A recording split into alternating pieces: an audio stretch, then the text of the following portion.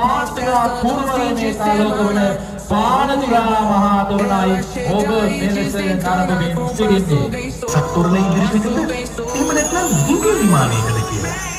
කිසිම දවසක මේ වගේ දේවල් වෙසතුරණකින් මම නම් දැකලා. මල්ලිසුවනේද? අලංකාර සුවඳවත් මල්. දැනෙනවද මේ මල් වල සුවඳ? ඉදිකරන වෙසතුරණ වල පමණයි. ශ්‍රී ලංකා ඉතිහාසයේ අතිශය ප්‍රථම වරට යන්ත්‍රානුසාරයෙන් කැරකෙන අනිවාර්යපූර්ව දහසේ බැගින් තුන් 32ක් මත ඉදිවූ සුනිසල් වෙසතුරණ. ඔය පිළිතුරු මීට පෙර දැකලා තිබෙනවද? ඉතින් ගිනස් පොතේ නොයාට ඒ විදිහ මේ වගේ දේවල්. අලුතින් යමක් දැක්ක අපේ තරුණ විදුලි තාක්ෂණ ශිල්පියා සචින් ලක්ෂා ඒ වගේම චිත්‍ර මූර්ති කලාවන්